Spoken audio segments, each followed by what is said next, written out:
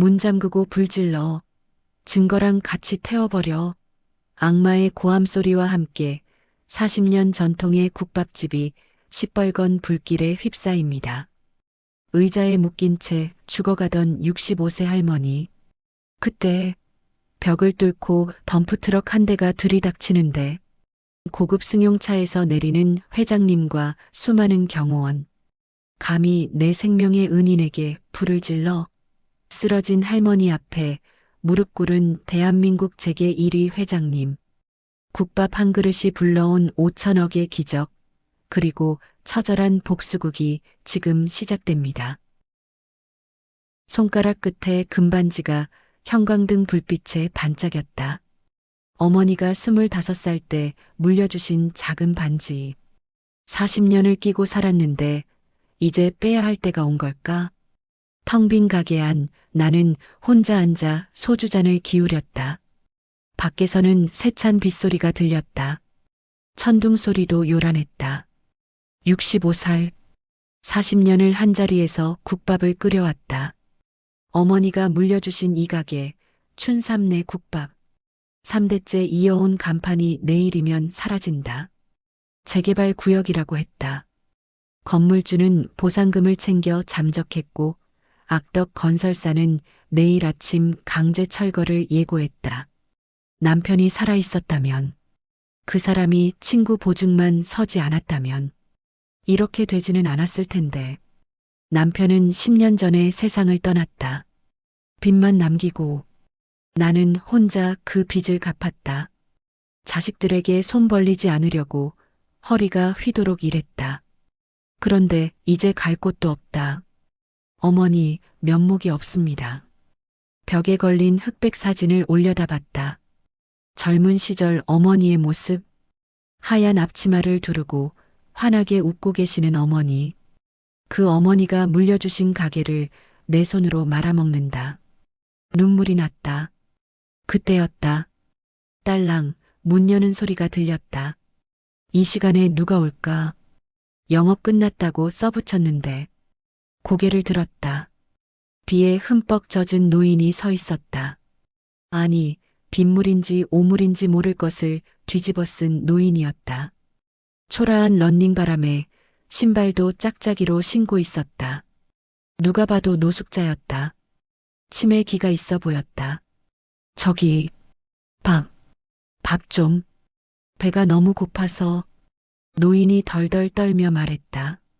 주머니에서 꼬깃꼬깃한 10원짜리 동전 몇 개를 꺼내 내밀었다. 나는 울컥했다. 내 처지와 다를 바 없어 보였다. 65살 노파와 노숙자 노인. 우리는 비슷했다. 돈은 됐습니다. 저 안쪽에 앉으세요. 나는 가스불을 다시 켰다. 어차피 마지막 밤이다. 마지막 손님이라도 제대로 대접하자. 어머니가 물려주신 50년 된 시간장으로 고기를 삶았다. 마지막 남은 사골 국물을 뚝배기 가득 담아냈다. 드세요. 노인은 마치 며칠 굶은 사람처럼 허겁지겁 국밥을 먹었다. 국물을 들이키는 모습이 안쓰러웠다. 그런데 국물을 들이키던 노인의 눈빛이 순간 묘하게 변했다. 이 맛은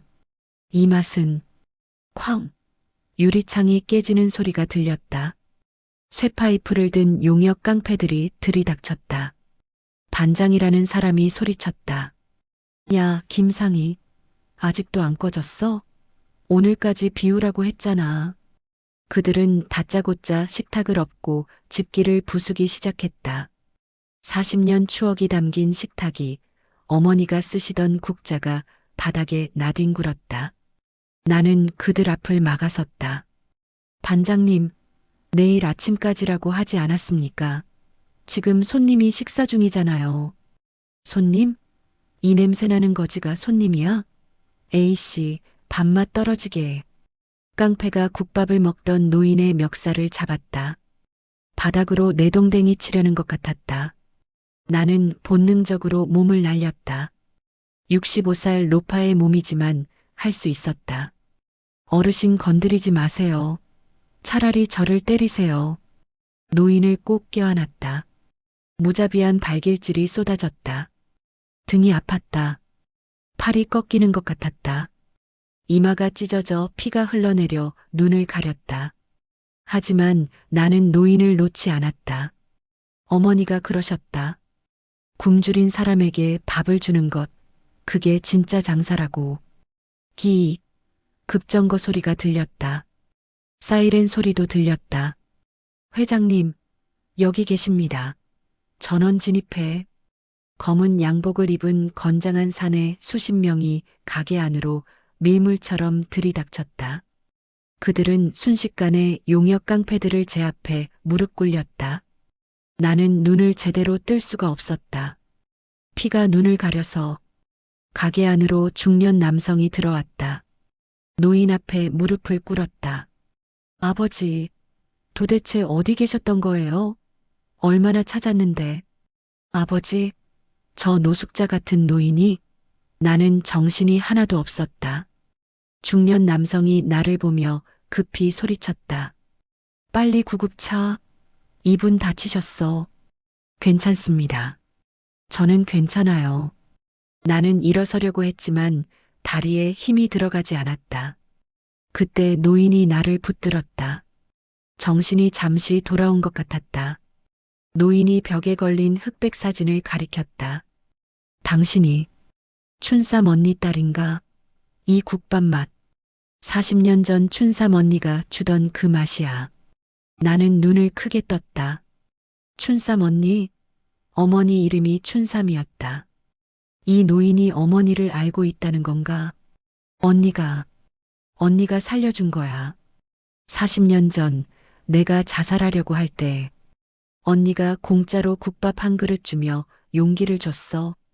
그 덕에 내가 다시 일어설 수 있었어. 노인의 눈에서 눈물이 흘러내렸다. 고맙습니다. 진심으로 고맙습니다. 언니 딸이 또 나를 구했구나. 중년 남성이 내게 정중히 인사했다. 저는 태성건설 김동원 사장입니다. 저희 아버지 최태성 명예회장님이십니다. 태성건설? 최태성 회장? 국내 굴지의 기업 창업주? 내가 구한 노인이 그분이란 말인가? 나는 정신이 혼미했다. 구급대원들이 들어와 나를 들것에 실었다. 노인도, 아니 최 회장님도 함께 구급차에 실렸다. 구급차 안에서 최 회장님이 내 손을 잡았다. 상혜 씨지? 춘삼 언니 딸. 내가 꼭 은혜를 갚을 거야. 그 말을 끝으로 최 회장님은 다시 정신을 잃으셨다. 나도 눈을 감았다. 40년을 지켜온 가게가 무너지는 날, 나는 기이한 인연을 만났다. 어머니가 40년 전에 심은 씨앗이 오늘 나를 구한 걸까? 구급차 사이렌 소리가 요란했다. 빗소리는 점점 약해지고 있었다.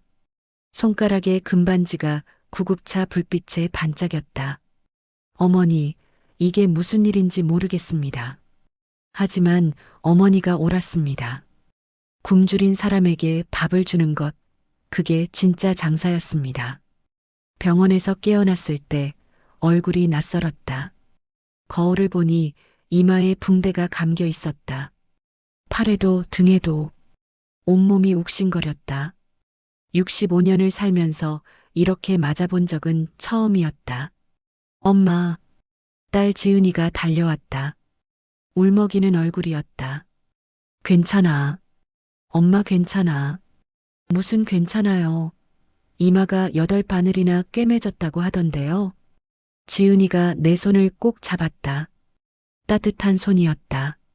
40년 전 내가 이 아이를 낳았을 때도 이렇게 작은 손이었는데 이제는 어엿한 중년 여성이 됐다. 회장님은 어떻게 되셨어? 의식불명이래요.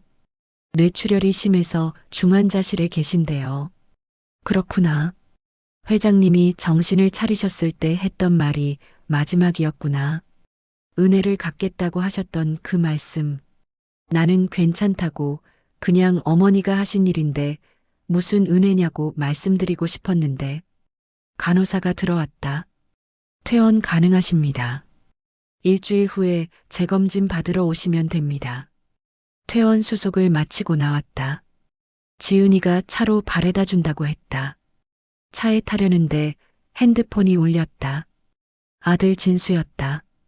엄마, 큰일 났어요. 왜? 무슨 일이야? 가게가 완전히 부서졌어요. 철거 용역들이 다 밀어버렸대요. 가슴이 철렁했다. 어제 내가 쓰러지고 나서 그 사람들이 가게를 밀어버린 거구나. 40년 추억이 담긴 가게가 하루아침에 사라졌다. 알았다. 엄마가 곧 갈게. 전화를 끊었다. 지은이가 걱정스러운 눈으로 나를 봤다. 엄마, 괜찮으세요? 괜찮아. 어차피 갈 운명이었어. 그렇게 말하면서도 눈물이 났다. 참았다. 딸 앞에서 울면 안 된다. 가게 앞에 도착했을 때 정말 아무것도 남지 않았다. 간판도 테이블도 주방 기구도 전부 부서져서 쓰레기처럼 쌓여 있었다. 어머니 사진은 어디 갔을까? 그 흑백 사진만이라도 건지고 싶었는데. 진수가 달려왔다. 엄마, 여기 있어요. 진수가 조심스럽게 액자를 건넸다. 유리가 깨지긴 했지만 사진은 무사했다. 어머니의 환한 미소가 그대로 남아 있었다. 고맙다, 진수야. 엄마, 이제 어떻게 하실 거예요? 나도 모르겠었다. 65살에 다시 시작할 수 있을까? 갈 곳도 없는데. 그때였다. 검은 승용차 한 대가 멈춰섰다. 태성건설이라는 로고가 붙어 있었다. 중년 남성이 내렸다. 어젯밤에 봤던 김동원 사장이었다. 상희 씨, 괜찮으십니까? 네, 덕분에 괜찮습니다. 저희 아버지께서 의식불명이시긴 하지만 유언처럼 남기신 말씀이 있습니다. 상혜 씨를 꼭 도와드리라고 하셨습니다. 제가 책임지고 새 가게를 마련해 드리겠습니다. 정말인가? 나는 믿기지 않았다. 하루아침에 모든 걸 잃었는데 이렇게 또 기회가 올 줄이야. 감사합니다. 정말 감사합니다. 머리를 깊이 숙였다. 김 사장이 명함을 건넸다. 일주일만 기다려 주십시오. 제가 좋은 자리를 알아보겠습니다. 김 사장이 떠났다. 나는 명함을 꼭 쥐었다. 어머니가 심은 씨앗이 이렇게 꽃을 피우는군요. 그날 저녁 집으로 돌아왔다. 좁은 투룸 빌라였다. 40년을 살았지만 집 한 채 마련하지 못했다. 남편이 남긴 빚을 갚느라 평생 월세로 살았다. 이제라도 내 가게를 다시 가질 수 있다니 꿈만 같았다. 손녀 예린이가 학교에서 돌아왔다. 할머니, 괜찮으세요? 괜찮아, 예린아. 예린이가 나를 꼭 안았다. 23살 대학교 3학년인 손녀. 이 아이가 태어났을 때 내가 산후조리를 다 해줬다. 지은이가 일을 해야 했기 때문에 내가 예린이를 키웠다. 그래서 이 아이는 엄마보다 나를 더 따른다. 할머니, 뉴스 봤어요. 할머니가 회장님을 구했다면서요? 뉴스에 나왔어? 예린이가 핸드폰을 보여줬다. 인터넷 뉴스에 국밥집 주인 최태성 회장 구해라는 기사가 떴다. 댓글이 수백 개였다. 대부분 응원하는 내용이었다. 대단하세요, 할머니. 별것 아니야. 그냥 사람 구한 거지. 며칠이 지났다. 김 사장님께 연락이 왔다. 강남 한복판 새로 지은 빌딩 1층에 가게를 열 수 있다고 했다. 리모델링 비용도 전액 지원해 주신다고 했다. 나는 믿을 수가 없었다. 진수와 함께 자리를 보러 갔다. 정말 좋은 위치였다. 유동 인구도 많고 주변에 오피스 빌딩이 즐비했다. 여기서 장사하면 대박이 날 것 같았다. 엄마, 여기 완전 좋은데요? 그러게. 꿈만 같구나. 리모델링이 시작됐다. 인테리어 업체가 들어와서 말끔하게 꾸며졌다. 주방 기구도 최신식으로 들여줬다. 간판도 새로 달았다. 춘삼내 국밥. 어머니 이름을 딴 간판이 다시 빛났다. 한 달 후 드디어 개업했다. 손님이 몰려들었다. 회장님을 구한 국밥집이라는 소문이 퍼지면서 사람들이 줄을 섰다. 나는 정신없이 국밥을 끓였다. 진수도 주방을 도왔다. 지은이도 퇴근 후에 와서 서빙을 도왔다. 엄마, 대박이에요. 오늘 매출 200만 원 넘었어요. 지은이가 신나서 말했다. 200만 원. 한 달치 월세보다 많은 돈이었다. 나는 믿을 수가 없었다. 어머니, 보고 계세요? 딸이 다시 일어섰어요. 그날 밤 집으로 돌아와 금반지를 만지작거렸다. 어머니가 물려주신 이 반지가 나를 지켜줬다. 어머니의 마음이 나를 지켜줬다. 하지만 행복은 오래가지 않았다. 보름이 지난 어느 날 아침 경찰이 가게로 들이닥쳤다. 김상혜 씨 맞습니까? 네, 그런데요. 마약 유통 혐의로 조사받으셔야겠습니다. 동행하시죠. 마약? 무슨 소리인가? 나는 어안이 벙벙했다. 무슨 말씀이세요? 저는 마약 같은 거 모릅니다. 가게 주방에서 마약 성분이 검출됐습니다. 자세한 얘기는 서에서 하시죠. 수갑이 채워졌다. 65년을 살면서 처음 차는 수갑이었다. 차갑고 무거웠다.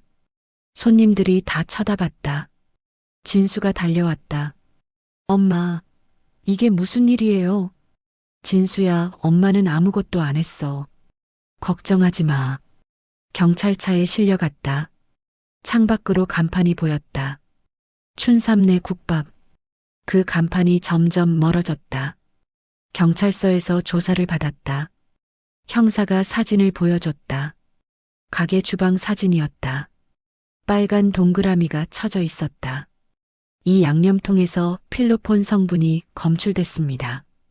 어떻게 된 겁니까? 저는 모릅니다. 저는 그런 거 넣은 적 없어요. 그럼 누가 넣었겠어요? 당신 가게 주방인데. 모릅니다. 누군가 몰래 넣은 거예요. 조사는 밤늦게까지 이어졌다. 나는 계속 부인했다. 정말 억울했다. 65년을 정직하게 살았는데 이런 누명을 쓰다니. 다음 날 국과수 정밀 검사 결과가 나왔다. 다행히 마약 성분이 극미량이어서 유통 목적은 아닌 것으로 판단됐다. 누군가 의도적으로 소량을 넣은 것 같다는 게 경찰 추측이었다. 나는 풀려났다. 하지만 이미 늦었다. 언론의 기사가 도배됐다. 대박 국밥집, 마약 의혹 회장 구한 국밥집, 마약 파문. 인터넷은 난리가 났다. 댓글은 악플로 가득했다. 역시 한탕주의였네. 회장님 이용해서 장사한 거였어? 마약 국밥집 절대 안 가. 가게는 텅 비었다. 단골 손님들도 발길을 끊었다. 하루 매출이 10만 원도 안 나왔다. 지은이는 회사에서 눈치를 받기 시작했다. 마약 사범의 딸이라는 소문이 퍼진 것이다. 예린이가 울면서 전화했다. 할머니, 학교에서 애들이 저한테 이상한 말해요. 할머니가 마약 팔았다고. 예린아, 할머니는 안 그랬어. 믿어줘. 저는 믿어요, 할머니. 근데 애들이. 예린이 목소리가 떨렸다. 내 손녀까지 이런 고통을 받다니. 나는 눈물이 났다. 밤에 혼자 가게에 앉아 있었다. 텅 빈 가게. 꺼진 불. 어머니 사진을 봤다. 어머니는 여전히 환하게 웃고 계셨다. 어머니, 이게 무슨 일인지 모르겠습니다. 제가 뭘 잘못한 걸까요? 손가락에 금반지를 돌렸다. 이 반지를 팔아야 할까? 월세도 밀렸고 식재료값도 못 냈다. 하지만 이 반지만은 팔 수 없었다. 어머니의 마지막 선물이었으니까. 누군가 나를 무너뜨리려 한다. 누군가 의도적으로 마약을 넣었다. 왜 나를 이렇게 괴롭히는 걸까? 나는 누구에게 잘못한 것도 없는데. 하지만 나는 포기할 수 없었다. 65년을 정직하게 살았다. 어머니가 가르쳐 주신 대로 살았다. 이대로 무너질 수는 없었다. 어머니, 저 버틸게요. 끝까지 버틸게요. 금반지가 희미한 불빛에 반짝였다.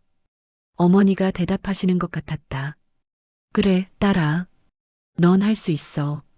일주일이 지났다. 가게는 여전히 텅 비어 있었다. 아침부터 저녁까지 앉아 있어도 손님은 한두 명뿐이었다. 그마저도 구경하러 온 사람들이었다. 마약 국밥집이 여기구나 하며 사진만 찍고 가는 사람들.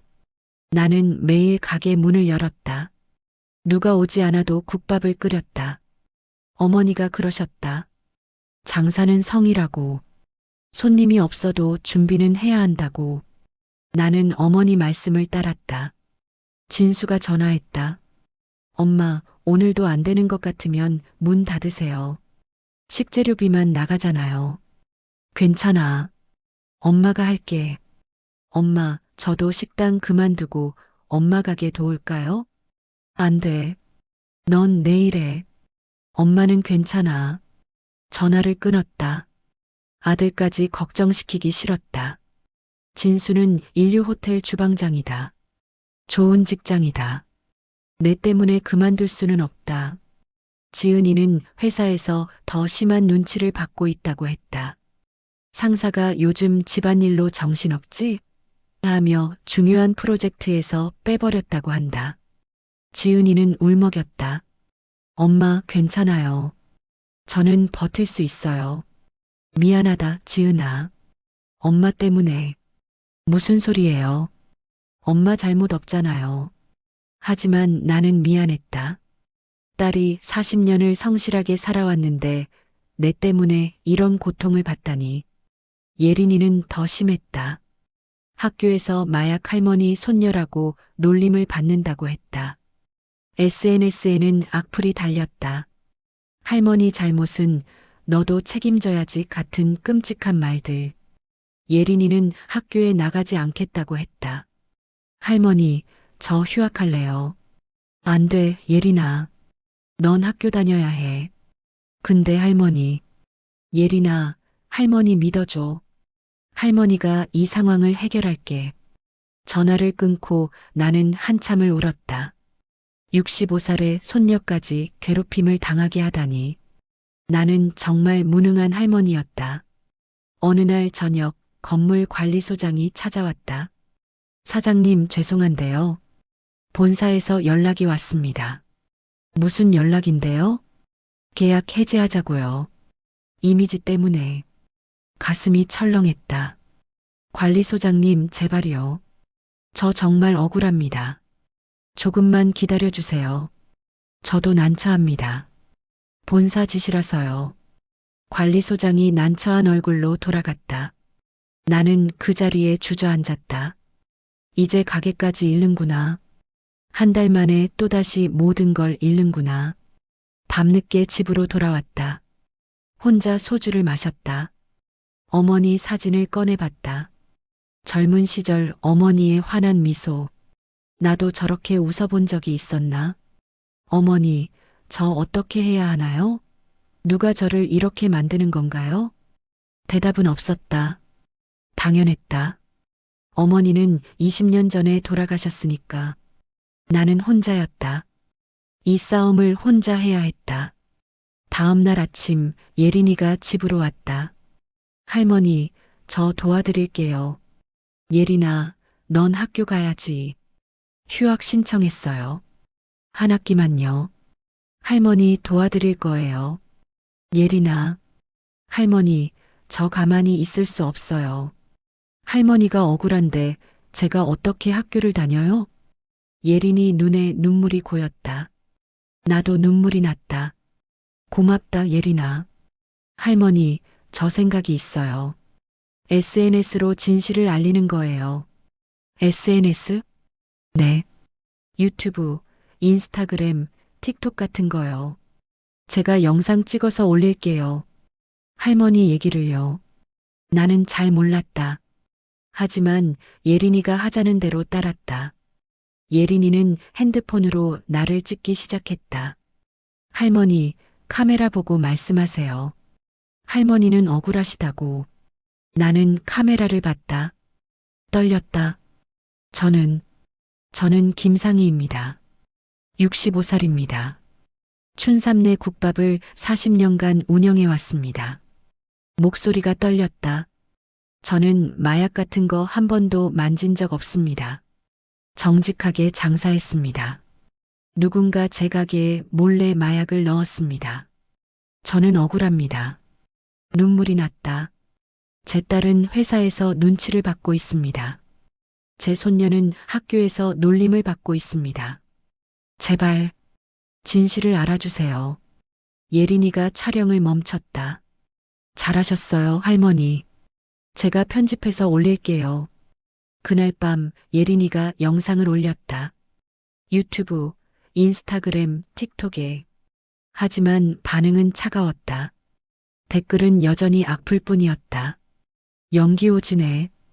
피해자 코스프레 키읔키읔. 저러다 진짜 마약 나오면 어쩌려고. 나는 절망했다. 아무도 믿어주지 않았다. 65년을 정직하게 살았는데 아무도 믿어주지 않았다. 며칠 후 진수가 뭔가를 발견했다고 연락했다. 엄마, 이상한 거 찾았어요. 뭔데? 그날 가게에 온 손님들 말이에요. CCTV 다시 봤는데 이상해요. 진수가 노트북을 가져왔다. CCTV 영상을 보여줬다. 마약이 발견되기 이틀 전 영상이었다. 4명의 손님이 국밥을 주문했다. 그런데 거의 먹지 않았다. 몇 숟가락 뜨고는 그냥 나갔다. 엄마, 이 사람들 이상하지 않아요? 국밥을 시키고 안 먹고 가다니. 그러게. 맛이 없었나? 아니요. 주방에서 봤는데 국밥 맛은 정상이었어요. 근데 이 사람들 주방 쪽을 계속 쳐다봤어요. 진수가 영상을 확대했다. 한 남자가 주방 쪽을 힐끔힐끔 쳐다보는 게 보였다. 그리고 화장실 간다고 일어났다. 주방 근처를 지나갔다. 이 사람 주방에 뭔가 했을 수도 있어요. 그럼 이 사람들이 범인이란 얘기야? 모르겠어요. 근데 수상하긴 해요. 나는 희망이 생겼다. 단서를 찾은 것이다. 이 사람들을 찾아야 한다. 진수야, 이 영상 경찰에 제출하자. 네, 엄마. 다음 날 경찰서에 갔다. 형사에게 영상을 보여줬다. 이 사람들이 수상합니다. 조사해 주세요. 형사는 영상을 보더니 고개를 저었다. 글쎄요. 이 정도로는 증거가 부족한데요. 손님이 주방 근처를 지나간 게 범죄는 아니잖아요. 하지만 이상하지 않습니까? 국밥을 시키고 안 먹고 가다니. 입맛 없었을 수도 있죠. 죄송하지만 확실한 증거가 있어야 수사할 수 있습니다. 나는 좌절했다. 경찰도 믿어주지 않았다. 나는 혼자였다. 정말 혼자였다. 집으로 돌아와 침대에 누웠다. 온몸이 무거웠다. 60년을 살면서 이렇게 힘든 적은 처음이었다. 포기하고 싶었다. 그냥 이대로 모든 걸 놓고 싶었다. 손가락에 금반지를 봤다. 어머니가 물려주신 반지. 40년을 끼고 살았다. 이 반지가 나를 지켜줬다. 어머니의 마음이 나를 지켜줬다. 어머니, 저 포기하면 안 되죠? 반지가 반짝였다. 어머니가 대답하시는 것 같았다. 딸아, 넌 강한 아이야. 포기하지 마. 진실은 반드시 밝혀진다. 나는 눈을 감았다. 어머니 목소리가 들리는 것 같았다. 젊은 시절 어머니가 내게 하셨던 말씀들. 장사는 정직이다. 정직하면 하늘이 돕는다. 나는 일어났다. 침대에서 일어나 거울을 봤다. 65살 로파의 얼굴. 주름이 가득하고 백발이 성성한 얼굴. 하지만 눈빛은 아직 살아있었다. 나는 포기하지 않는다. 끝까지 싸운다. 예린이에게 전화했다. 예린아, 할머니 도와줄래? 네, 할머니. 우리 그 사람들 찾아보자. CCTV에 나온 사람들. 얼굴은 안 보이지만 다른 단서가 있을 거야. 좋아요, 할머니. 저도 그렇게 생각했어요. 진수에게도 전화했다. 진수야, 내가 주방에서 이상한 거 못 봤니? 그날 전후로. 생각해 볼게요. 지은이에게도 전화했다. 지은아, 회사에서 힘들지? 미안하다. 괜찮아요, 엄마. 저는 버틸 수 있어요. 고맙다. 엄마가 꼭 이 상황 해결할게. 조금만 참아줘. 전화를 끊고 나는 가게로 갔다. 텅 빈 가게. 하지만 나는 포기하지 않았다. 가스불을 켰다. 국밥을 끓이기 시작했다. 어머니, 딸이 싸우겠습니다. 끝까지 싸우겠습니다. 국물이 끓어올랐다. 구수한 냄새가 가게 안을 가득 채웠다. 40년을 끓여온 이 맛. 이 맛을 지키기 위해 나는 싸울 것이다. 손가락에 금반지가 김에 흐려졌다. 나는 반지를 닦았다. 반지가 다시 반짝였다. 어머니가 웃고 계시는 것 같았다. 예린이가 노트북을 들고 가게로 왔다. 대학생답게 컴퓨터를 잘 다뤘다. 할머니, 제가 그 사람들 얼굴 캡처해서 검색해 봤어요. 검색? 네. 인터넷에 올리면 누군가 알아볼 수도 있잖아요. 예린이는 CCTV 영상에서 4명의 얼굴을 캡처했다. 화질이 좋지 않아 선명하지는 않았지만 윤곽은 알아볼 수 있었다. 예린이는 그 사진들을 SNS에 올렸다. 혹시 이 사람들 아시는 분 계신가요? 제보 부탁드립니다. 댓글이 달리기 시작했다. 대부분은 관심 없는 반응이었지만 한 댓글이 눈에 띄었다. 이 사람 우리 동네 편의점에서 본 것 같은데요? 예린이가 바로 답글을 달았다. 어느 편의점이신가요? 정확한 위치 알려주실 수 있을까요? 답이 왔다. 강남구 역삼동 세븐일레븐이요. 거기서 알바하는데 자주 보는 얼굴이에요. 예린이가 나를 봤다. 할머니, 가봐야겠어요. 그래, 같이 가자. 우리는 역삼동 편의점으로 갔다. 알바생에게 사진을 보여줬다. 이 사람 아세요? 알바생이 사진을 보더니 고개를 끄덕였다. 아, 이 사람 맨날 와요. 담배 사러. 혹시 이름 아세요? 이름은 모르는데 전화번호는 있어요. 멤버십 가입했거든요. 알바생이 컴퓨터를 확인했다. 전화번호를 적어줬다. 나는 가슴이 뛰었다. 단서를 찾았다. 드디어 단서를 찾았다. 고맙습니다. 정말 고맙습니다. 편의점을 나와 예린이에게 말했다. 예린아, 이 번호로 전화해봐. 할머니, 전화하면 도망갈 수도 있어요. 경찰에 먼저 알려야 하지 않을까요? 경찰은 증거가 없으면 안 움직여. 우리가 먼저 확인해야 해. 예린이가 전화를 걸었다. 스피커폰으로 했다. 여보세요? 남자 목소리였다. CCTV에서 본 그 남자 같았다. 안녕하세요. 춘삼내 국밥 단골 이벤트 당첨되셨는데요. 확인 좀 하려고요. 국밥집? 저 거기 안 가는데요. 고객님 번호로 3월 15일 방문 기록이 있는데요. 아, 그때 잠깐 들렀던 것 같은데. 근데 저 이벤트 참여 안 했는데요. 자동 참여되는 이벤트입니다. 혹시 그날 같이 오신 분들 계셨나요? 아, 회사 동료들이요. 4명이서 갔었죠. 회사가 어디신가요? 남자가 갑자기 말을 멈췄다. 잠깐만요. 왜 이런 거 물어보세요? 이거 사기 아니에요? 뚝. 전화가 끊겼다. 예린이가 나를 봤다. 할머니, 회사 동료래요. 같은 회사 사람들이에요. 그럼 누가 시켰다는 얘기잖아. 우리는 흥분했다. 단서가 점점 연결되고 있었다. 그때 진수가 전화했다. 엄마, 저도 뭔가 찾았어요.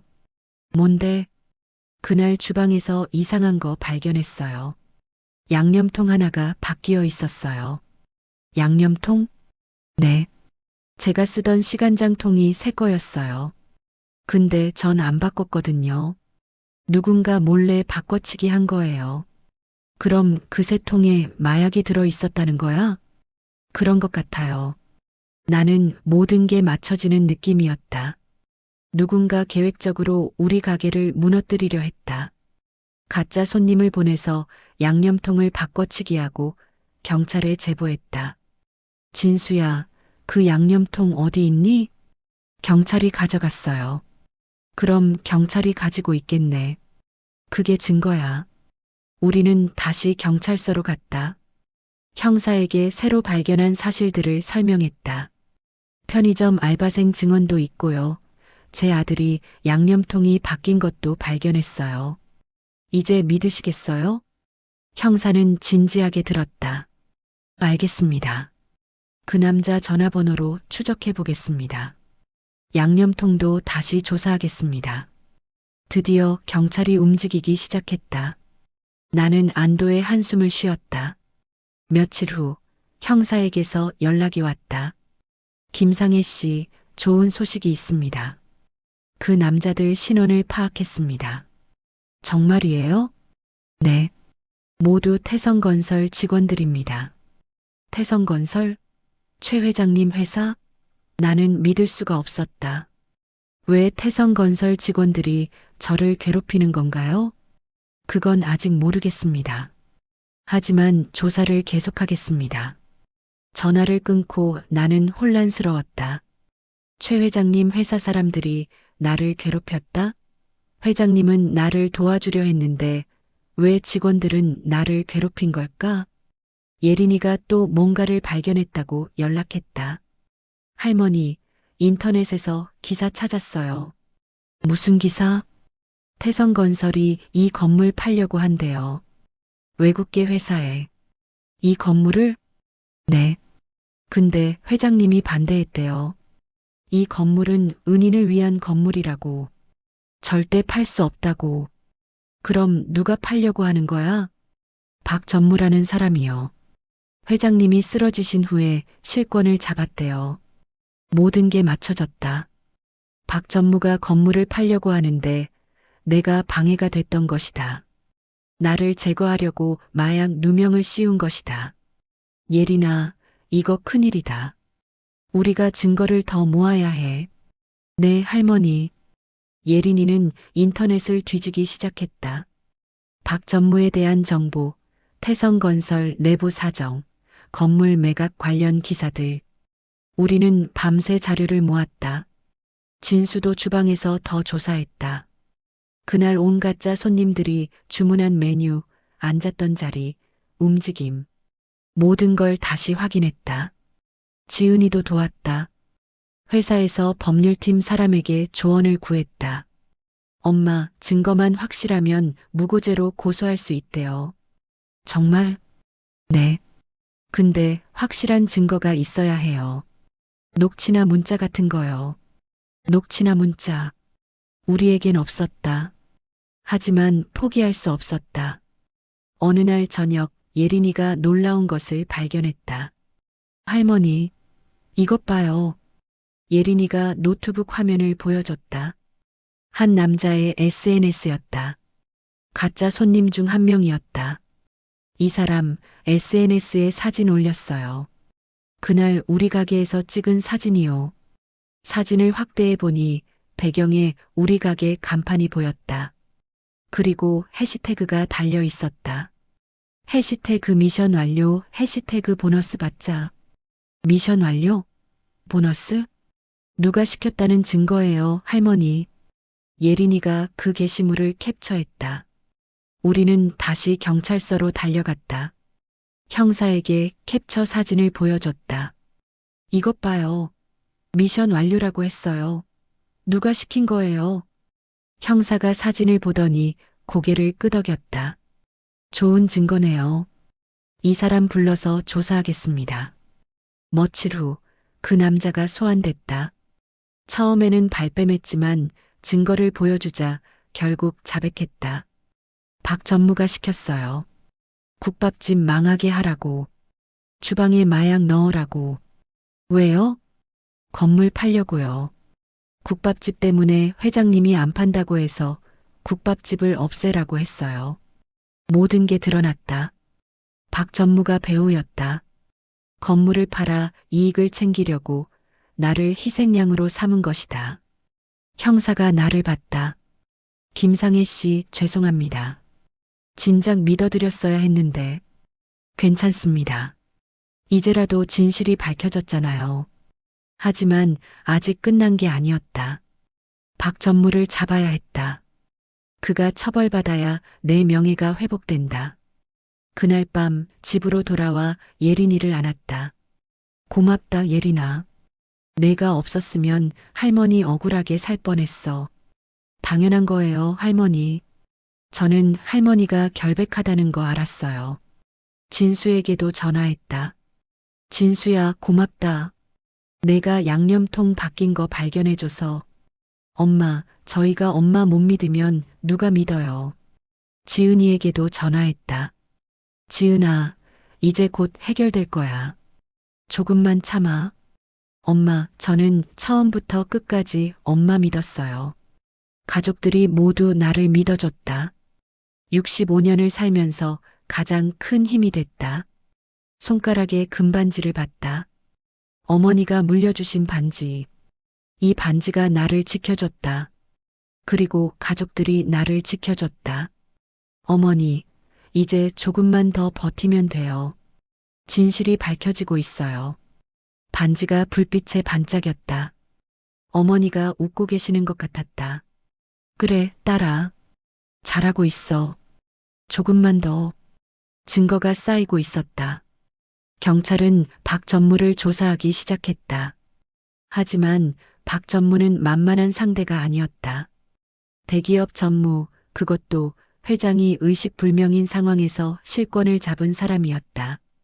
어느 날 저녁 가게 문을 닫으려는데 검은 승용차 한 대가 멈춰섰다.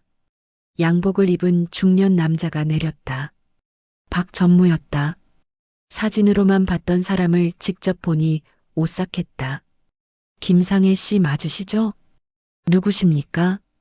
태성건설 박민수 전무입니다. 박 전무는 가게 안으로 들어왔다. 나는 경계했다. 무슨 일로 오셨습니까? 직접 만나서 얘기하고 싶었습니다. 우리 불필요한 오해를 풀어야 하지 않겠습니까? 오해가 아니라 범죄입니다.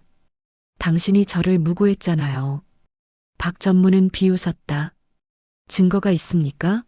제 직원들이 실수한 거지 제가 시킨 건 아니죠. 직원이 자백했어요. 자백이라는 게 얼마나 약한 증거인지 아십니까? 변호사 한 명이면 뒤집을 수 있습니다.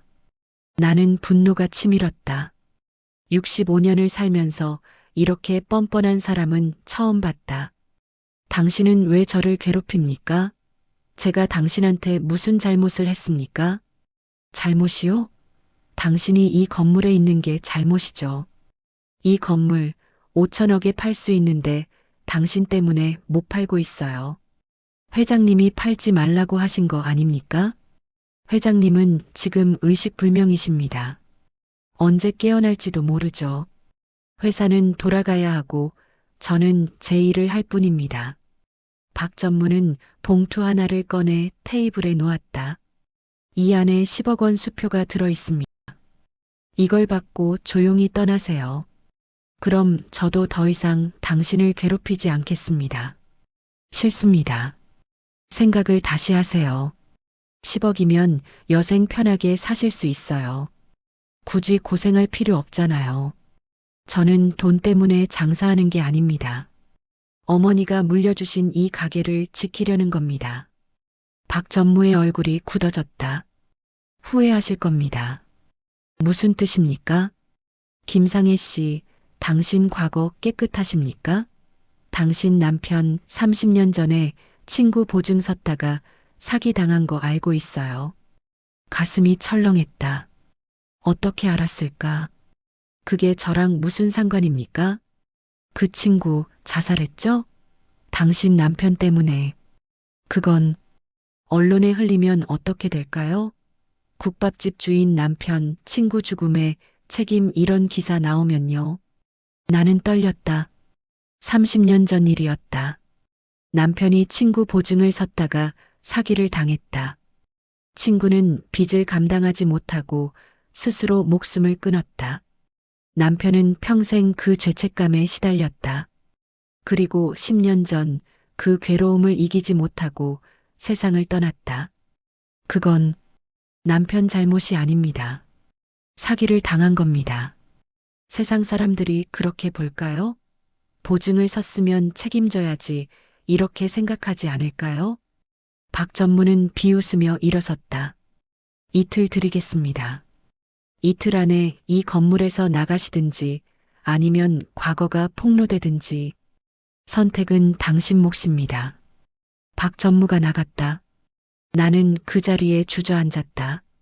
30년을 숨겨온 비밀이었다. 자식들에게도 말하지 않은 비밀이었다. 그날 밤 지은이와 진수를 불렀다. 예린이도 왔다. 나는 그들에게 말해야 했다. 박 전무가 폭로하기 전에 내가 직접 말해야 했다. 지은아, 진수야. 엄마가 숨긴 게 있다. 지은이가 불안한 얼굴로 나를 봤다. 엄마, 무슨 일이에요? 너희 아버지 얘기야. 나는 30년 전 이야기를 꺼냈다. 남편이 친구 보증을 선 일, 사기를 당한 일, 친구가 자살한 일, 남편이 평생 죄책감에 시달린 일. 그리고 10년 전 남편이 그 괴로움을 이기지 못하고 세상을 떠난 일. 아버지는 자살하신 거였어요? 지은이가 떨리는 목소리로 물었다. 나는 고개를 끄덕였다. 눈물이 났다. 미안하다. 엄마가 숨겼어. 너희한테 상처 줄까봐. 진수가 얼굴을 돌렸다. 엄마, 왜 말씀 안 하셨어요? 미안하다. 정말 미안하다. 예린이가 울었다. 할머니, 할아버지가. 우리는 한참을 울었다. 30년을 숨긴 비밀이 드디어 밝혀진 것이다. 지은이가 물었다. 엄마, 그래서 박 전무가 이걸 폭로하겠다고 협박한 거예요? 그래. 이틀 안에 건물에서 나가라고 했어. 아니면 언론에 흘리겠다고. 그럼 어떻게 할 거예요? 나는 잠시 망설였다. 떠나야 할까? 10억을 받고 조용히 떠나야 할까? 그럼 자식들이 상처받지 않을 텐데. 하지만 진수가 말했다. 엄마, 떠나지 마세요. 진수야. 아버지 일은 아버지 잘못이 아니에요. 사기당한 건데 무슨 잘못이에요. 그리고 그게 밝혀진다고 해서 우리가 떠날 이유는 없어요. 지은이도 고개를 끄덕였다. 엄마, 진수 말이 맞아요. 우리 도망가지 마요. 예린이도 내 손을 잡았다. 할머니, 저희는 할머니 편이에요. 할아버지 일도 할아버지 잘못 아니에요. 그리고 박 전무가 나쁜 사람이에요. 우리가 져서는 안 돼요. 나는 눈물을 닦았다. 가족들이 나를 지지해줬다. 65년을 살면서 가장 큰 힘이 됐다. 고맙다. 정말 고맙다. 엄마가 끝까지 싸울게. 하지만 마음 한구석은 불안했다. 박 전무가 정말 언론에 흘리면 어떻게 될까? 남편 이야기가 왜곡되어 퍼지면 어떻게 될까? 다음 날 예상대로 기사가 났다. 국밥집 주인 남편, 친구 보증으로 자살 유도 같은 자극적인 제목들. 댓글은 또다시 악플로 가득했다. 보증 섰으면 책임져야지. 결국 돈 문제였네. 이러니까 국밥집도 문제 있는 거지. 나는 절망했다. 30년을 숨긴 비밀이 이렇게 왜곡되어 퍼지다니. 지은이가 회사에서 또 눈치를 받았다. 상사가 집안일 좀 정리하고 와라며 휴가를 강요했다. 사실상 해고 통보였다. 예린이는 SNS에서 더 심한 악플을 받았다. 할아버지도 문제 있고 할머니도 문제 있네 같은 말들. 나는 견딜 수가 없었다. 내가 버티려고 하니까 자식들이 더 고통받았다. 차라리 떠나는 게 나을까? 그날 밤 혼자 가게에 앉아 있었다. 텅 빈 가게. 어머니 사진을 봤다. 어머니는 여전히 웃고 계셨다. 어머니, 저 어떻게 해야 하나요? 자식들이 너무 힘들어해요. 손가락에 금반지를 돌렸다. 이 반지를 팔면 얼마나 나올까? 아니, 이 반지는 팔 수 없다.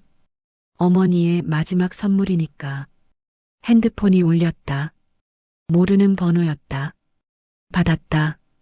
김상혜 씨? 네, 누구십니까? 저는 태성건설 김동원 사장입니다. 최 회장의 아들, 김 사장이었다. 나는 반가웠다. 사장님, 안녕하세요. 상희 씨, 죄송합니다. 저희 회사 직원들이 이런 짓을 저질렀다니. 아닙니다. 사장님 잘못은 아니십니다. 아버지가 깨어나셨습니다. 나는 깜짝 놀랐다. 정말이십니까? 네. 오늘 오후에 의식을 되찾으셨어요. 첫마디가 상희 씨는 괜찮냐고 물으셨습니다. 눈물이 났다. 회장님이 나를 걱정해 주셨다. 회장님께서 내일 직접 기자회견을 하신다고 합니다. 상혜 씨 명예를 회복시켜 주시겠다고요. 감사합니다. 정말 감사합니다. 전화를 끊고 나는 울었다. 희망이 보였다. 드디어 희망이 보였다. 어머니 사진을 봤다. 어머니가 웃고 계셨다. 어머니, 조금만 더 버티면 돼요. 조금만 더. 금반지가 불빛에 반짝였다. 어머니가 함께 있는 것 같았다. 회장님이 깨어나셨다는 소식에 나는 희망을 가졌다. 내일이면 모든 게 해결될 것 같았다. 기자회견에서 진실이 밝혀지고 박 전무가 처벌받고 내 명예가 회복될 것 같았다. 그날 밤 나는 가게에서 마지막 정리를 했다. 내일 기자회견이 끝나면 손님들이 다시 올 것이다. 가게를 깨끗하게 청소하고 식재료도 새로 준비했다. 어머니 사진도 닦았다. 어머니, 내일이면 끝나요. 딸이 해냈어요. 사진 속 어머니는 환하게 웃고 계셨다. 나도 오랜만에 웃었다. 65년을 살면서 가장 힘든 시간이었지만 이제 끝이 보였다. 밤 11시쯤 정리를 마치고 불을 끄려는데 누군가 문을 두드렸다. 이 시간에 누구일까? 문을 열었다. 검은 옷을 입은 남자 3명이 서 있었다. 얼굴을 마스크로 가렸다. 나는 불안했다. 누구십니까? 남자들은 대답하지 않고 안으로 밀고 들어왔다. 나는 비명을 지르려 했지만 한 남자가 내 입을 막았다. 조용히 해. 남자들은 가게 안을 둘러봤다. 한 명은 주방으로 갔고 한 명은 출입문을 잠갔다. 나는 무서웠다. 이 사람들이 뭘 하려는 걸까? 주방에 간 남자가 가스통을 열었다. 쉥 가스 새는 소리가 들렸다. 나는 깨달았다. 이 사람들이 불을 지르려는 것이다. 안 돼요. 제발 안 돼요. 나는 몸부림쳤다. 하지만 65살 로파의 힘으로는 어쩔 수 없었다. 남자들은 나를 의자에 묶었다. 움직일 수가 없었다. 한 남자가 라이터를 꺼냈다. 미안합니다. 우린 그냥 시키는 대로 할 뿐입니다. 딸깍. 불이 붙었다. 휘발유를 뿌렸는지 순식간에 불길이 번졌다. 주방에서, 테이블에서, 벽에서 가게 전체가 불타기 시작했다. 남자들은 뒷문으로 도망갔다. 나는 혼자 남았다. 의자에 묶인 채로. 연기가 코를 찔렀다. 숨을 쉴 수가 없었다. 열기가 피부를 태웠다. 나는 비명을 질렀다. 도와주세요. 누구 없어요. 하지만 이 시간에 건물에는 아무도 없었다. 밤 11시가 넘었으니까. 불길이 점점 커졌다.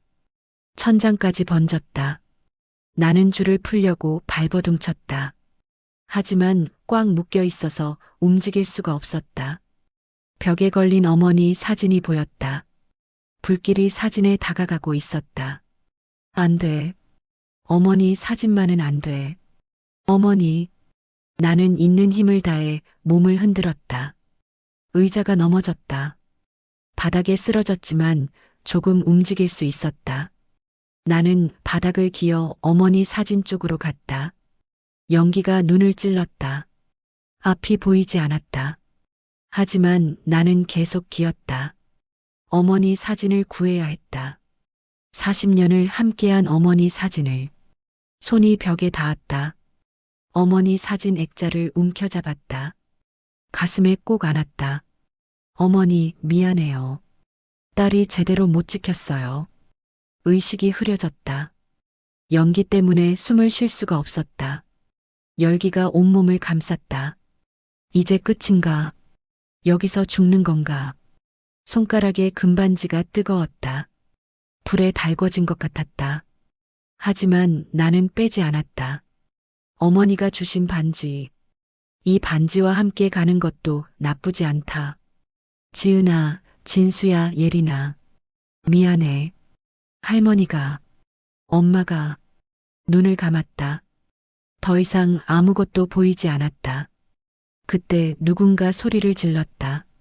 불이야, 불이야. 건물 경비원이었다.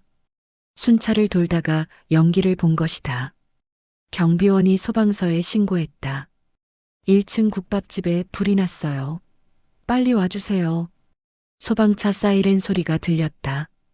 멀리서 점점 가까워지는 것 같았다. 하지만 나는 이미 의식을 잃고 있었다. 소방관들이 도착했다. 문을 부수고 들어왔다. 연기가 자욱한 가게 안에서 나를 발견했다. 여기 사람 있어요. 의식 없어요. 소방관이 나를 안아 밖으로 나갔다. 구급대원들이 달려왔다. 산소 마스크를 씌웠다. 심장 박동을 확인했다. 맥박 약해요. 빨리 병원으로. 구급차에 실렸다. 사이렌이 울렸다. 나는 아무것도 몰랐다. 그냥 깊은 어둠 속에 있었다. 병원 응급실. 의사들이 달려들었다. 화상 3도. 연기 흡입 심각. 산소 공급. 혈압 떨어지고 있어요. 심폐소생술 준비. 의사들이 필사적으로 나를 살렸다. 가슴을 눌렀다. 전기 충격을 줬다. 약물을 투여했다. 맥박 돌아왔어요. 중환자실로 옮겨요. 나는 중환자실로 갔다. 온몸에 튜브가 꽂혔다. 인공호흡기가 숨을 쉬게 했다. 나는 여전히 의식이 없었다. 지은이에게 연락이 갔다. 밤 12시가 넘은 시간이었다. 지은이는 잠들어 있다가 전화를 받았다. 따님이십니까? 어머님이 화재로 중환자실에 계십니다. 지은이는 비명을 질렀다. 진수에게, 예린이에게 연락했다. 가족들이 모두 병원으로 달려왔다. 중환자실 앞. 가족들은 울고 있었다. 의사가 나왔다. 보호자분 계십니까? 지은이가 나섰다. 저요. 딸입니다. 환자분 상태가 매우 위중합니다. 연기 흡입으로 폐 손상이 심하고 화상도 광범위합니다. 살 수 있나요? 의사는 잠시 말을 멈췄다. 최선을 다하고 있습니다. 하지만 장담할 수는 없습니다.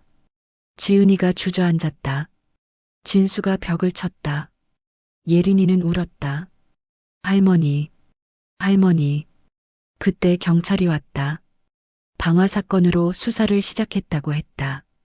CCTV를 확인했더니 검은 옷을 입은 남자 3명이 가게에 들어갔다가 나온 게 찍혔다고 했다. 박 전무가 시킨 거예요. 진수가 분노에 찬 목소리로 말했다. 그 사람이 우리 엄마를 죽이려 한 거예요. 경찰은 고개를 끄덕였다. 조사하겠습니다. 새벽이 됐다. 가족들은 중환자실 앞에서 기도했다. 지은이는 손을 모았다. 제발, 제발 엄마를 살려주세요. 진수는 눈물을 닦았다. 엄마, 죽으면 안 돼요. 아직 할 일이 많잖아요. 예린이는 울면서 말했다. 할머니 없으면 저 어떻게 살아요?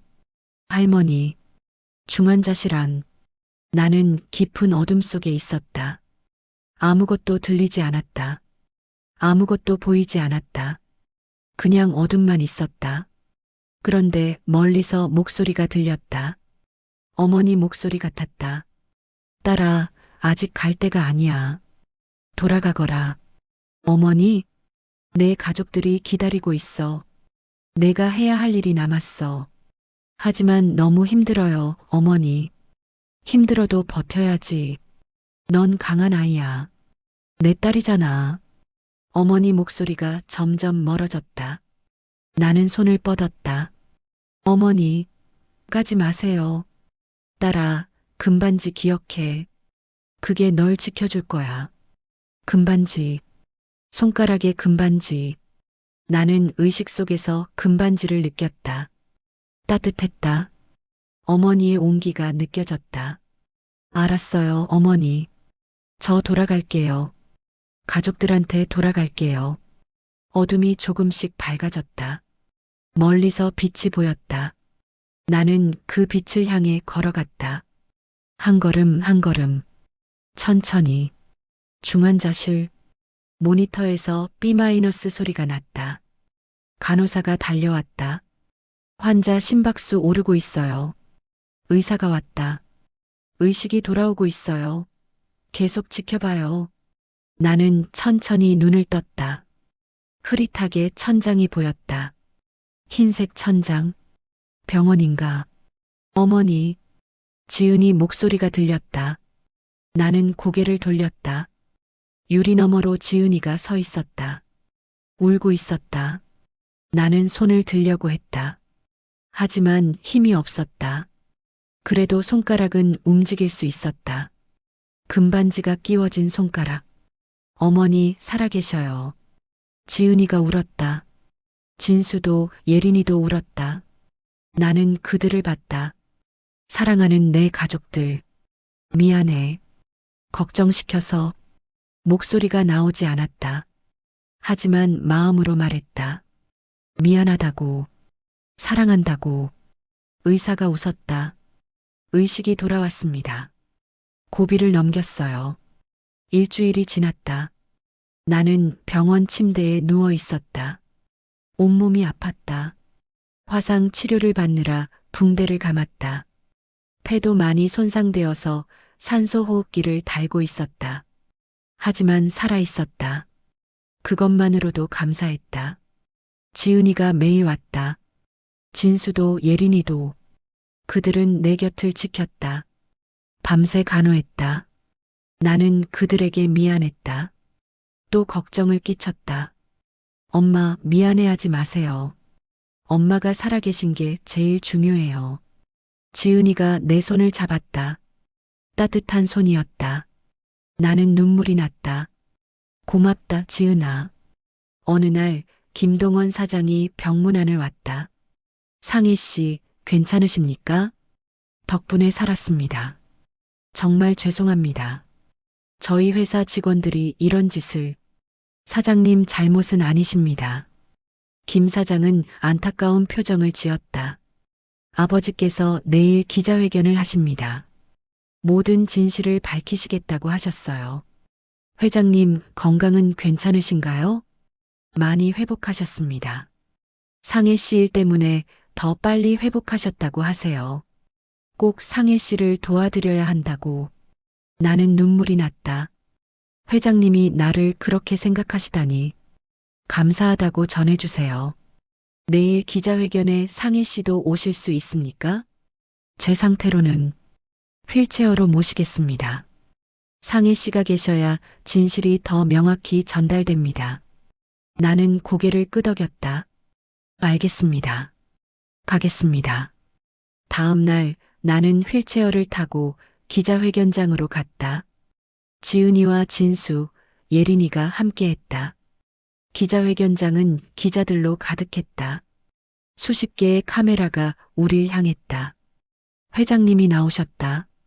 휠체어를 타고 계셨지만 눈빛은 또렷했다. 회장님이 나를 보시더니 미소를 지으셨다. 상희 씨, 고생 많으셨습니다. 회장님, 괜찮으십니까? 괜찮습니다. 오늘 꼭 진실을 밝히겠습니다. 회장님이 단상에 오르셨다. 마이크를 잡으셨다. 안녕하십니까? 태성건설 최태성입니다. 플래시가 터졌다. 회장님이 말씀을 이어가셨다. 오늘 저는 한 가지 진실을 밝히려고 이 자리에 섰습니다. 김상혜 씨와 관련된 모든 누명이 거짓이라는 것을 말씀드리려고 합니다. 기자들이 술렁였다. 회장님은 계속 말씀하셨다. 40년 전 저는 사업 실패로 자살을 생각했습니다. 빚쟁이들에게 쫓겨 노숙자가 됐습니다. 그때 저를 구해주신 분이 김상혜 씨의 어머니 춘삼 씨였습니다. 회장님 목소리가 떨렸다. 춘삼 씨는 저에게 공짜로 국밥 한 그릇을 주셨습니다. 그리고 말씀하셨습니다. 힘내세요. 세상은 아직 살만합니다. 그 한마디와 국밥 한 그릇이 저를 살렸습니다. 기자들이 집중했다. 카메라가 회장님을 클로즈업했다. 저는 그 은혜를 잊지 않았습니다. 40년이 지나 우연히 그 국밥집을 다시 찾았습니다. 춘삼 씨는 돌아가셨지만 딸 상희 씨가 가게를 지키고 계셨습니다. 회장님이 나를 가리키셨다. 카메라가 나를 향했다. 나는 고개를 숙였다. 저는 상희 씨에게 은혜를 갚고 싶었습니다. 새 가게를 마련해드리고 리모델링을 지원했습니다. 하지만 제가 뇌출혈로 쓰러지는 바람에 악한 사람들이 상희 씨를 괴롭혔습니다. 회장님 목소리가 분노로 떨렸다. 저희 회사 박민수 전무는 건물을 팔아 사익을 챙기려고 했습니다. 그 과정에서 상희 씨가 방해가 되자 마약 누명을 씌웠습니다. 가짜 손님을 보내 마약을 주방에 넣었고 경찰에 제보했습니다. 기자들이 놀랐다. 메모를 하기 시작했다. 그뿐만이 아닙니다. 박 전무는 상희 씨의 과거를 들춰 협박했습니다. 그리고 극단적으로 방화까지 저질렀습니다. 65세 노인을 불 속에 가둬 죽이려 했습니다. 회장님이 눈물을 닦으셨다. 제가 감히 말씀드립니다. 김상혜 씨는 이 세상에서 가장 정직한 분입니다. 40년을 한자리에서 국밥을 끓이며 정직하게 살아오신 분입니다. 그런 분에게 이런 누명을 씌운 것은 용서할 수 없는 범죄입니다. 회장님이 고개를 숙이셨다. 저는 최태성의 이름으로 약속드립니다. 박민수 전무와 그 일당을 반드시 법의 심판대에 세우겠습니다. 그리고 김상혜 씨의 명예를 완전히 회복시켜 드리겠습니다. 박수가 터졌다. 기자들이 질문을 쏟아냈다. 회장님, 박 전무는 어떻게 처벌받습니까? 무고죄, 방화살인 미수죄로 고소했습니다. 이미 검찰이 조사를 시작했습니다. 김상혜 씨는 앞으로 어떻게 되십니까? 제가 새 가게를 마련해 드릴 것입니다. 그리고 건물 소유권도 상혜 씨께 드릴 예정입니다. 그게 제가 할 수 있는 최소한의 은혜 갚음입니다. 기자들이 나에게 질문했다. 김상혜 씨, 한 말씀 해주시죠. 나는 마이크를 받았다. 떨렸다. 평생 이렇게 많은 사람 앞에서 말해본 적이 없었다. 저는 65년을 정직하게 살았습니다. 목소리가 떨렸다. 어머니가 가르쳐 주신 대로 살았습니다. 장사는 정직이라고, 손님은 가족이라고, 저는 그렇게 살았습니다. 눈물이 났다. 힘들었습니다. 억울했습니다. 65년을 정직하게 살았는데 마약 사범으로 몰렸습니다. 딸은 회사에서 눈치를 받았고 손녀는 학교에서 놀림을 받았습니다. 제일 힘든 건 가족들이 고통받는 걸 보는 거였습니다. 나는 지은이와 진수, 예린이를 봤다. 그들도 울고 있었다. 하지만 저는 포기하지 않았습니다. 어머니가 물려주신 금반지를 보며 버텼습니다. 가족들이 저를 믿어줘서 버틸 수 있었습니다. 손가락에 금반지를 들어 보였다. 이 반지는 어머니가 주신 것입니다. 40년을 끼고 살았습니다. 이 반지가 저를 지켜줬습니다. 어머니의 마음이 저를 지켜줬습니다. 기자들이 사진을 찍었다. 금반지가 플래시에 반짝였다. 회장님, 감사합니다. 40년 전 어머니의 국밥 한 그릇이 회장님을 살렸듯이 이번엔 회장님이 저를 살리셨습니다. 진심으로 감사드립니다. 나는 고개를 숙였다. 박수가 터졌다. 기자들이 모두 일어나 박수를 쳤다. 기자회견이 끝났다. 뉴스에 대서특필됐다. 국밥집 주인 명예회복 최태성 회장, 40년 은혜 갚아 박전무, 방화살인 미수 혐의로 체포. 댓글이 달렸다. 이번엔 응원의 댓글이었다. 할머니 대단하세요. 정직이 최고네요. 박전무 꼭 처벌받길. 그날 저녁 박전무가 체포됐다. 뉴스에 수갑을 찬 박전무가 나왔다. 기자들이 질문을 쏟아냈지만 박전무는 고개를 숙이고 있었다. 나는 TV를 보며 눈물을 닦았다. 끝났다. 드디어 끝났다. 지은이가 내 손을 잡았다. 엄마 고생하셨어요. 아니야. 우리 모두 고생했지. 진수가 말했다. 엄마, 이제 새가게 시작해요. 저도 주방 도울게요. 예린이도 말했다. 저도 도울게요, 할머니. 서빙이든 뭐든 다 할게요. 나는 그들을 안았다. 사랑하는 내 가족들. 이들이 있어서 버틸 수 있었다. 밤늦게 혼자 창밖을 봤다. 밤하늘에 별이 떠 있었다. 어머니가 저 별 중 하나가 됐을까? 나는 하늘을 향해 말했다. 어머니, 딸이 해냈어요. 정직하게 살았더니 하늘이 도와줬어요. 어머니 말씀이 맞았어요. 손가락에 금반지를 돌렸다. 반지가 별빛에 반짝였다. 어머니가 웃고 계시는 것 같았다. 고맙습니다, 어머니. 이 반지 덕분에 버텼어요. 창밖에서 바람이 불어왔다. 따뜻한 바람이었다. 어머니의 품 같은 바람이었다. 1년이 지났다. 계절이 한 바퀴 돌아서 다시 가을이 왔다. 단풍잎이 거리를 물들이는 아름다운 계절이었다. 나는 거울 앞에 섰다. 66살이 됐다. 화상 자국이 남았지만 많이 나아졌다. 의사가 기적이라고 했다. 65살 나이에 저렇게 심한 화상을 입고도 회복됐다고. 기적이 아니에요. 어머니가 지켜주신 거예요. 나는 손가락에 금반지를 만졌다. 41년을 끼고 살았다. 이 반지가 나를 지켜줬다. 어머니의 마음이 나를 지켜줬다. 오늘은 새가게 개업식 날이었다. 회장님이 약속하신 대로 강남 한복판, 더 좋은 위치에 가게를 마련해 주셨다. 춘삼내 국밥 2호점이라는 간판이 아침 햇살을 받아 반짝이고 있었다. 지은이가 방문을 두드렸다. 엄마, 준비 다 됐어요?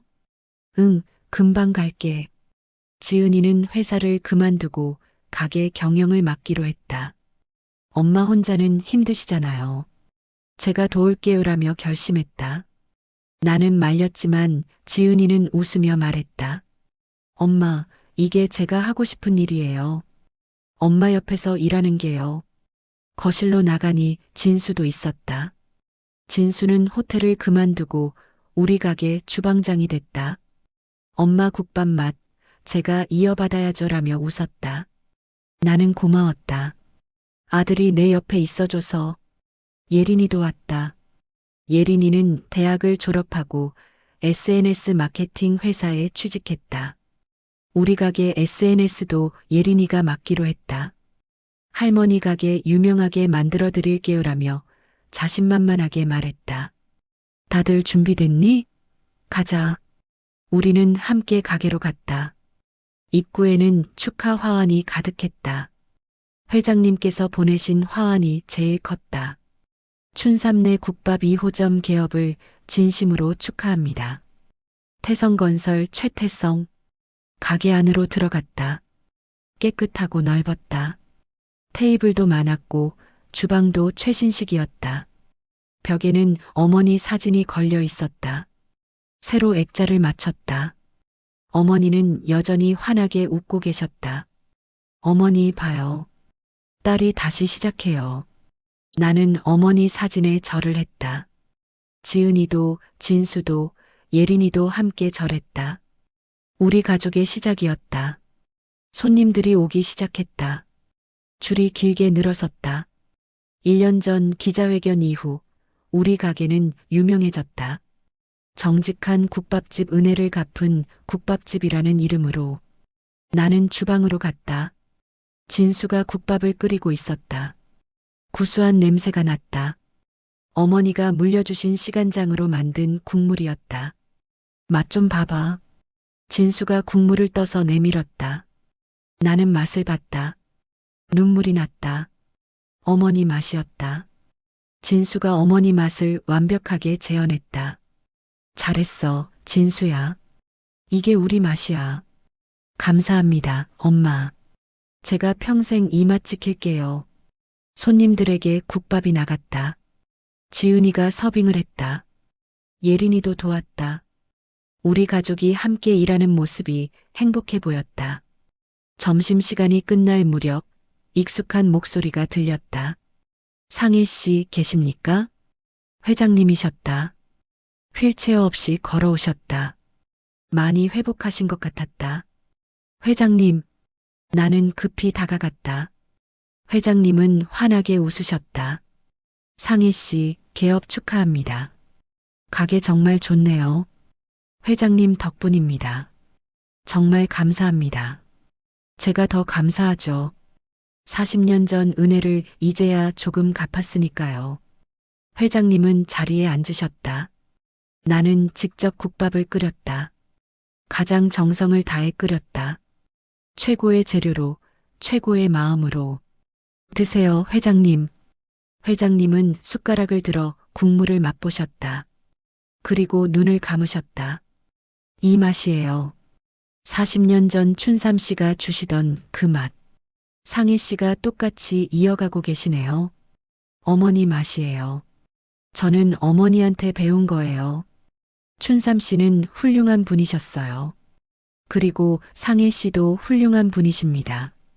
딸이 어머니를 닮았네요. 나는 눈물이 났다. 66년을 살면서 가장 듣고 싶었던 말이었다. 어머니를 닮았다는 말. 회장님이 봉투를 하나 꺼내셨다. 상희 씨, 이거 받으세요. 이게 뭡니까? 건물 등기권리증입니다. 이 건물 상희 씨 소유로 했습니다. 나는 깜짝 놀랐다. 안 됩니다. 이건 너무 큰 선물입니다. 아닙니다. 이게 제가 할 수 있는 최소한입니다. 40년 전 춘삼 씨가 제 목숨을 살렸잖아요. 그 은혜에 비하면 이건 아무것도 아닙니다. 회장님, 받으세요. 그리고 오래오래 장사하세요. 이 정직한 맛 계속 이어가세요. 나는 봉투를 받았다. 손이 떨렸다. 건물 소유자가 됐다. 66살에 처음으로 내 건물을 갖게 됐다. 감사합니다. 회장님, 진심으로 감사합니다. 회장님이 국밥을 다 드시고 일어나셨다. 맛있었습니다. 앞으로 자주 올게요. 언제든지 오세요. 회장님은 평생 공짜입니다. 회장님이 웃으셨다. 그리고 말씀하셨다. 상희 씨, 춘삼 씨한테 전해주세요. 딸 잘 키우셨다고. 훌륭하게 키우셨다고. 회장님이 나가셨다. 나는 한참을 서 있었다. 눈물이 흘렀다. 어머니, 들으셨어요? 회장님이 칭찬하셨어요. 저녁이 됐다. 손님들이 모두 가고 우리 가족만 남았다. 진수가 문을 닫았다. 지은이가 정리를 했다. 예린이가 설거지를 했다. 다들 수고했어. 오늘 첫날 대박이었어. 엄마, 매출 300만 원 넘었어요. 지은이가 신나서 말했다. 300만 원. 평생 처음 보는 하루 매출이었다. 다들 고마워. 너희가 없었으면 못했어. 엄마, 무슨 소리예요? 저희가 당연히 해야죠. 우리는 함께 테이블에 앉았다. 나는 국밥을 끓여 가족들에게 내줬다. 우리 가족만의 시간이었다. 맛있다, 엄마. 역시 엄마 국밥이 최고야. 진수가 웃으며 말했다. 지은이도 예린이도 맛있게 먹었다. 나는 그들을 보며 행복했다. 이게 내가 원하던 것이었다. 가족들과 함께 밥을 먹는 것, 함께 웃는 것. 식사가 끝나고 나는 예린이를 불렀다. 예린아, 잠깐 이리 와봐. 왜요, 할머니? 나는 손가락에 금반지를 빼기 시작했다. 41년 만에 처음 빼는 것이었다. 잘 빠지지 않았다. 오랜 세월 손가락에 붙어 있어서. 하지만 조금씩 빠졌다. 할머니, 왜 반지를 빼세요? 예린아, 이 반지 내가 가져. 네. 이 반지는 할머니 어머니가 주신 거야. 그리고 할머니가 41년을 끼고 살았어. 이제 내가 가질 차례야. 할머니. 나는 예린이 손에 반지를 끼워줬다. 조금 컸지만 예린이 손가락에 잘 어울렸다. 이 반지는 우리 집안의 보물이야. 할머니 어머니에서 할머니로, 할머니에서 너로. 이렇게 이어지는 거야. 할머니, 저 이거 잘 지킬게요. 그래. 그리고 내가 나중에 딸을 낳으면 그 딸한테도 물려줘. 우리 집안의 정직과 사랑을 함께. 예린이가 울었다. 나도 울었다. 지은이도 진수도 울었다. 우리는 서로를 안았다. 사랑하는 가족들. 이들이 있어서 나는 행복했다. 밤늦게 혼자 가게를 둘러봤다. 깨끗한 가게, 새 테이블, 새 주방. 하지만 가장 소중한 건 벽에 걸린 어머니 사진이었다. 어머니, 딸이 해냈어요. 정직하게 살았더니 정말 하늘이 도와줬어요. 나는 어머니 사진 앞에 섰다. 어머니는 환하게 웃고 계셨다. 젊은 시절 어머니의 그 환한 미소. 어머니, 반지는 예린이한테 물려줬어요. 이제 예린이가 우리 집안의 정직을 이어갈 거예요. 창밖으로 달이 떠올랐다. 보름달이었다. 밝고 환한 달이었다. 어머니, 편히 쉬세요. 딸이 잘 살게요. 정직하게, 열심히 살게요. 바람이 불어왔다. 따뜻한 가을바람이었다. 어머니의 품 같은 바람이었다. 나는 가게 문을 잠그고 집으로 돌아갔다. 오늘도 좋은 하루였다. 내일도 좋은 하루가 될 것이다. 가족들과 함께 정직하게, 행복하게. 66살. 아직 할 일이 많다. 국밥을 끓이고 손님을 맞이하고 가족들과 시간을 보내는 것. 그게 내 행복이다. 집에 도착해서 침대에 누웠다. 오늘 하루가 주마등처럼 지나갔다. 개업식, 손님들, 회장님, 가족들, 금반지. 모든 게 꿈만 같았다. 어머니, 고맙습니다. 저를 낳아주시고, 기르시고, 가르쳐 주셔서 어머니 딸로 태어난 게 제일 큰 축복이에요. 눈을 감았다. 평화로웠다. 마음이 편했다. 66년을 살면서 가장 평화로운 밤이었다. 꿈속에서 어머니를 만났다. 젊은 시절 어머니가 하얀 앞치마를 두르고 서 계셨다. 환하게 웃고 계셨다. 잘했어, 딸아. 정말 잘했어. 고맙습니다, 어머니. 이제 너도 쉬어. 내가 할 일은 다 했어. 아니에요, 어머니. 저는 아직 할 일이 많아요. 국밥을 끓이고 가족들과 함께 있어야 해요. 어머니가 웃으셨다. 그래, 그렇구나. 그럼 힘내서 해. 엄마가 항상 응원할게. 어머니가 내 머리를 쓰다듬으셨다.